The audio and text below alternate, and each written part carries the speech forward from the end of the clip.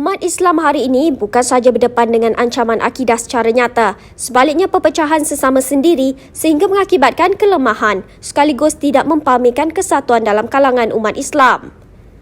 Antara perpecahan yang membawa kepada kerosakan kesatuan umat Islam adalah membabitkan isu khilafiyah atau cabang dalam agama sehingga ia diperdebatkan oleh segelintir pendakwah yang kurang memahami set penerimaan masyarakat Islam di negara ini. KF Ahad minggu ini akan merungkai persoalan berkenaan dan panduan nasihat daripada Mufti Wilayah Persekutuan Dr. Luqman Abdullah. Ikuti wawancara berkenaan bersama wartawan Muhammad Saufi Hassan untuk mendapatkan gambaran lebih jelas berhubung situasi semasa umat Islam.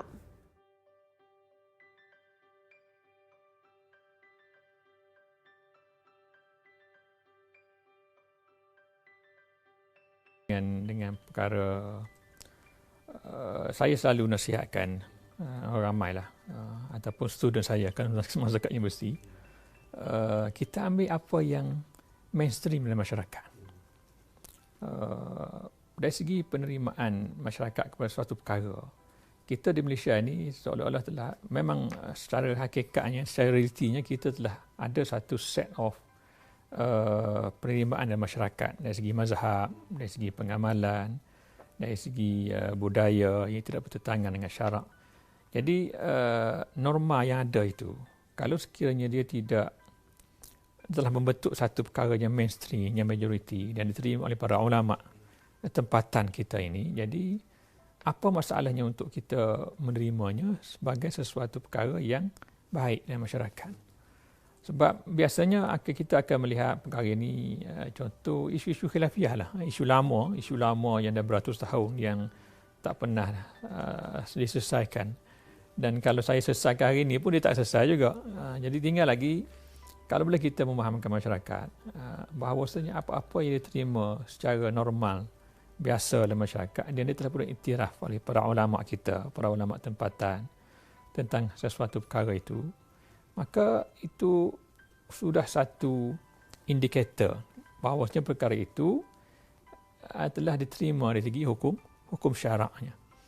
Jadi masalah kita sekarang ni, kita suka meraihkan perkara yang baru ni, akhirnya dia memberi kesan kepada keharmonian kehidupan beragama masyarakat. Dan ini sebenarnya tidak bagus dari sudut pembangunan sesuatu bangsa dan negara, sebab kita akan sentiasa dilengahkan ataupun dilambatkan kemajuan kita itu dengan kita melayan perkara yang telah pun selesai perbincangan para ulama dan para fuqaha.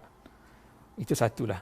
Kemudian yang keduanya, saya lihat masyarakat perlu dididik supaya memberi kepercayaan kepada autoriti agama, pihak autoriti agama. Sebab ini penting, sebab kita di Malaysia ni, kita setiap negeri dia ada enactment. Ada enactment, kalau di wilayah ada aktanya sendiri. Dan dalam enactment ini telah pun dijelaskan mazhab yang nak dipakai yang mana, kan, kaedah nak bertuah macam mana. Jadi pihak berautoriti agama ni dia dipandu sebenarnya. Dia telah pun dipandu dengan suatu peraturan yang telah pun diterima sejak ratusan tahun sebenarnya. Jadi amalan-amalan begini, perkara-perkara begini perlu kita fahamkan kepada masyarakat awam bahawasanya autoriti agama ni dia bukan buat satu perkara itu secara maknanya tidak ambil kisah sangat tentang secara sangat longgar. Maknanya apa yang dia buat oleh autoriti agama ini, dia telah fikir semasa-masanya, telah bersidang, telah bermesyuarat, mengambil kira semua perkara. Jadi kalau masyarakat awam dapat letak kedudukan autoriti agama bertahap itu, saya rasa banyak perkara boleh selesai lah. Hal-hal yang berkait dengan polemik perkara khilafiyah dalam masyarakat ini. Question lah sebenarnya, kan, kepahaman kita tentang menilai baik buruk suatu perkara, menilai satu perkara itu dari sudut perspektif agama yang betul. Jadi di balik situlah.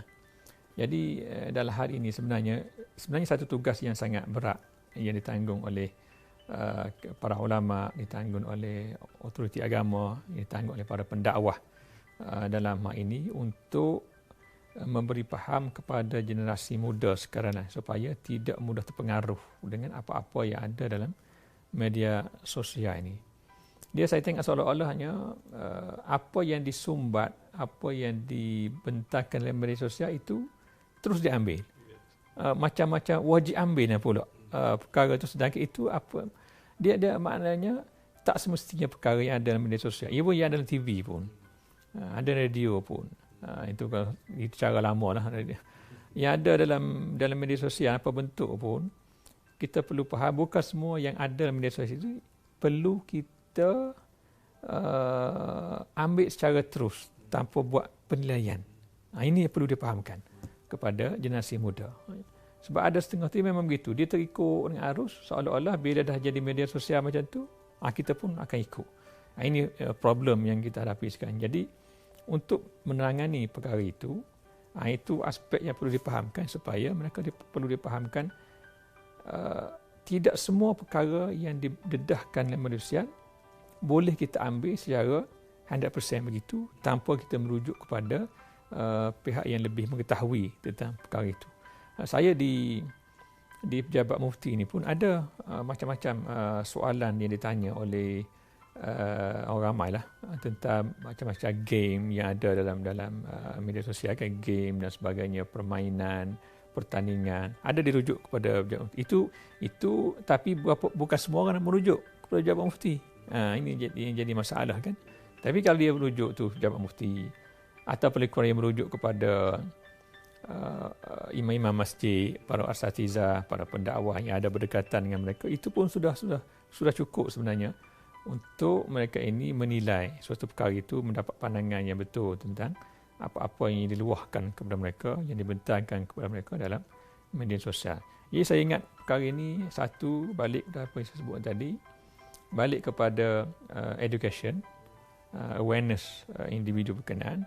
Dan yang kedua, kita perlu bagi fahamkan aspek tadi, bahawasanya bukan semua yang diluahkan itu kita wajib ambil kesemuanya. Kita kena ada satu daya jati diri, daya ketahanan diri untuk menilai suatu perkara itu dari sudut baik dan buruknya. Sebab kita pun cukup risau dengan perkembangan generasi muda sekarang lah. Kalau kita tidak bagi kepahaman yang jelas yang pada peringkat sekarang, saya bimbang kita akan pergi satu zon yang tak boleh kawal dah. Ketika itu kita akan mengalami masalah cukup besar kepada generasi muda khususnya di negara kita ini.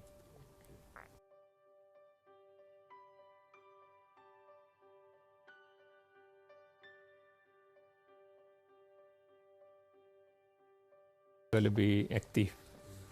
Macam contoh sebelum ni, dari segi dia bukan sekadar media sosial, aktif. Media sosial salah satulah, sebab zaman sekarang kita boleh reach orang ramai melalui itu. Tapi juga yang kita lakukan ia secara face to face, fizikal pun itu aspek yang penting sebenarnya.